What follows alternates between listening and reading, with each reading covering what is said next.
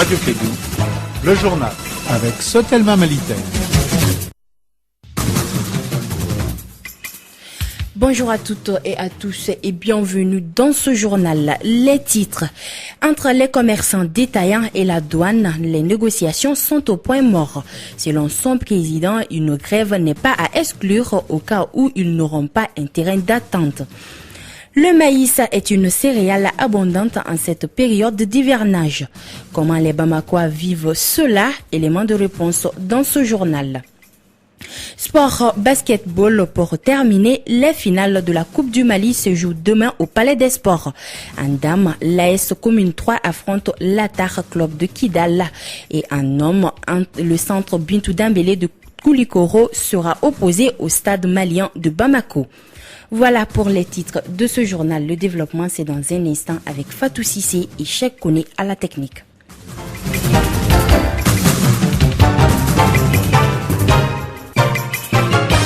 Mesdames et messieurs, bonsoir et bienvenue. L'Union nationale des travailleurs du Mali poursuit ce vendredi sa grève de 48 heures. Dans la région de Caille, des arrêts de travail ont été constatés à 98%. Cependant, un service minimum a été assuré dans les hôpitaux et les centres de santé. Le secrétaire général de l'UNTM Caille, Abdoulaye Koulibaly, précise au micro de notre correspondant Boubacar Niane. Nous l'écoutons. Nous avons fait une évaluation dans la ville de Caille et dans les localités. En tout cas, notre constat nous a fait voir que la grève a été suffisamment suivie.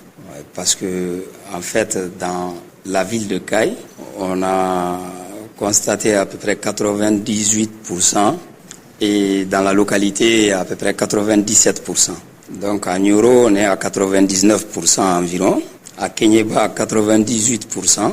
À Baflabé, 98%, à Kita, 98% aussi, à Yelemane, 98%, à Djema, 100%.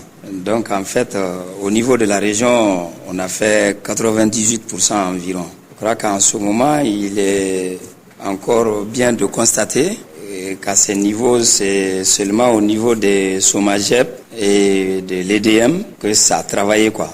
C'est ce qui donne en fait, c'est-à-dire les 98% d'exécution de mot d'ordre. Bon, sinon, sachant que l'EDM et la SOMAGEP étaient déjà là pour ne pas aller en grève, de ne pas observer le mot d'ordre, ça veut dire que c'est à peu près à 100%.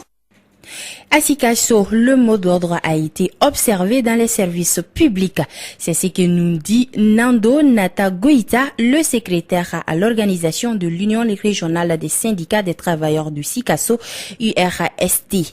Il était au micro de Zoumana Traoré, notre correspondant. J'ose affirmer, sans risque de me tromper, que ce mot d'ordre qui nous est venu de notre centrale syndicale qui est l'UNTM, l'Union nationale des travailleurs du Mali, dès la réception du préavis, nous avons pris les dispositions qui s'imposaient à nous.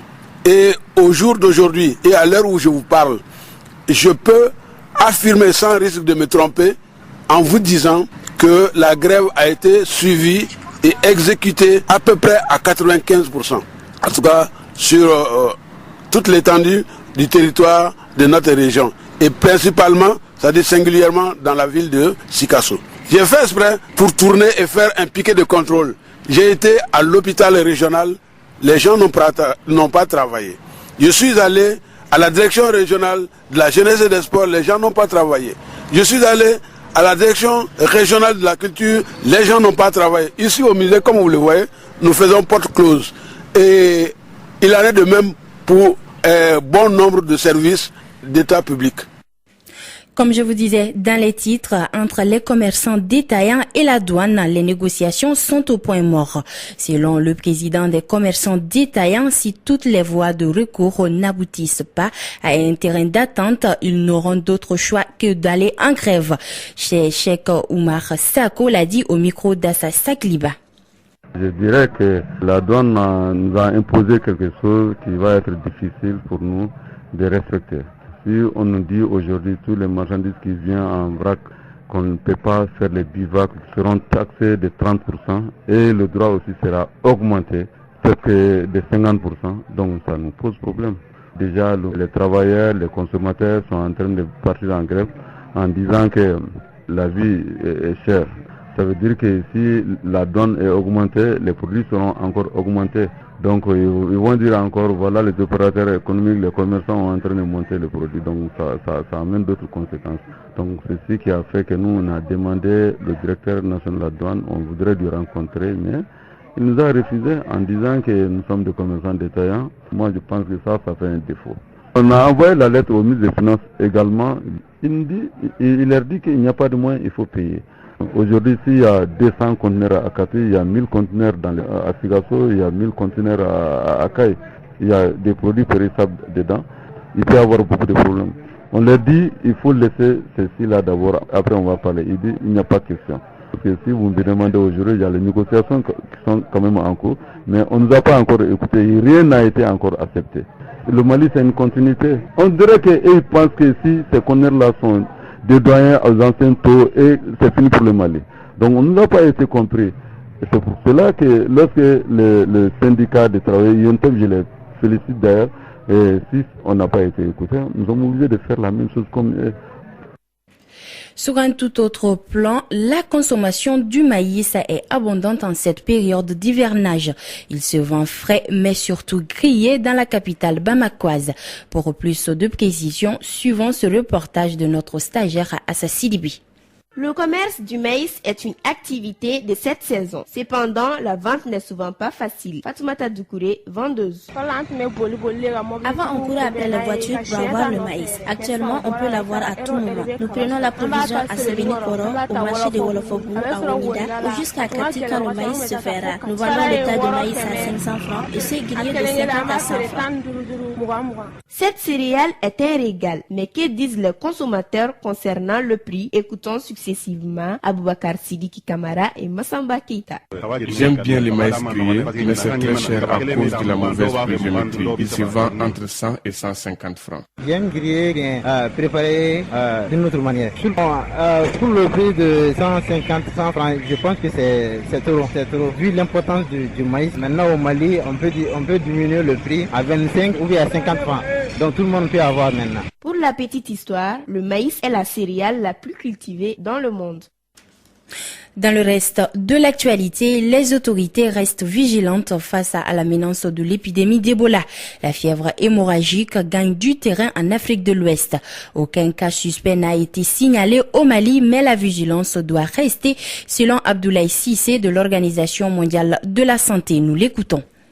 Et par rapport à Ebola, on a mis quand même des dispositifs à la frontière guinéenne et à l'aéroport international également pour voir maintenant tous les rentrants qui sont sur le territoire national, tout citoyen guinéen entrant sur le territoire malien vraiment ne peut accéder à ce territoire sauf s'il procède à des tests. Les dispositifs sont en cours. Nous avons également placé des médicaments. Une fois le test positif, on te met comment dans des habitations, des dispositifs vraiment pour sécuriser vraiment la personne humaine. Bon, ces dispositifs-là concernent quoi? On regarde d'abord la température. Il y a des signes d'Ebola quand même. Hein. C'est la température, c'est la fièvre, c'est les vomissements, c'est les diarrhées également, c'est le saignement également. Une personne présentant tous ces signes est effectivement isolée. Et si le test est positif, on le met dans des maisons d'isolement. Sekouni Kondi directement à la page inter de ce journal. Au Libéria, des cas de la fièvre hémorragique à virus Ebola ont été découverts ce vendredi pour la première fois dans le sud-est du pays, près de la frontière avec la Côte d'Ivoire.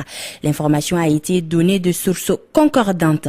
En Centrafrique, le premier ministre Mahamat Kamoun a annoncé ce vendredi la formation du nouveau gouvernement. Le tout nouveau gouvernement est composé d'une trentaine de ministres, dont des représentants des groupes armés et des représentants de la société civile. Les ex-rebelles Seleka et les milices chrétiennes anti-Balaka y sont représentés par leurs représentants.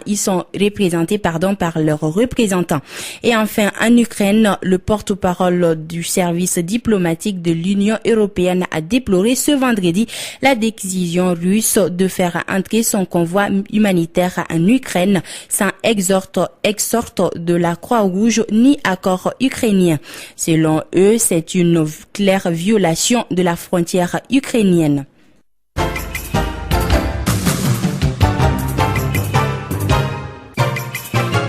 Retour chez nous pour parler, mais à présent, renforcer les capacités des administrateurs sur la technologie électorale.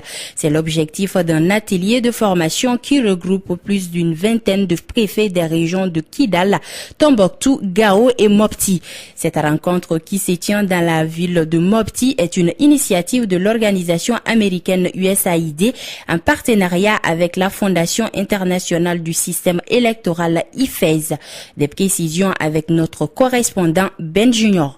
Selon le représentant de AFS au Mali, M. Issa Mohamed Diawara, il est nécessaire aujourd'hui de s'adapter au nouveau contexte électoral, surtout le vote électronique qui, même si elle n'a pas encore commencé au Mali, deviendra un jour une réalité. Aussi, il est bon que l'administration qui a en charge les élections au Mali soit bien formée pour que nous puissions assister à des élections futures propres et sans contestation. Écoutons à ces propos M. Issa Mohamed Diawara qui nous parle du contexte de cette rencontre. C'est de faire une analyse critique du système d'administration électorale du Mali à la lumière d'autres systèmes d'administration électorale des pays voisins, d'autres pays plus lointains encore, comme le Nigeria, le Kenya, ou même des pays occidentaux, ou des pays, d'autres pays les moins avancés qu'on connaît à travers le monde. Le troisième objectif recherché, c'est d'introduire les préfets et les CAJ au concept de technologie électorale, comment la technologie peut être utilisée pour faire avancer l'organisation des élections au Mali, la rendre plus efficace, plus efficiente et aussi asseoir la confiance des électeurs. Rappelons que cet atelier qui a commencé ce matin doit durer 3 jours. Ben Junior, Radio Sagan pour Radio Clédou.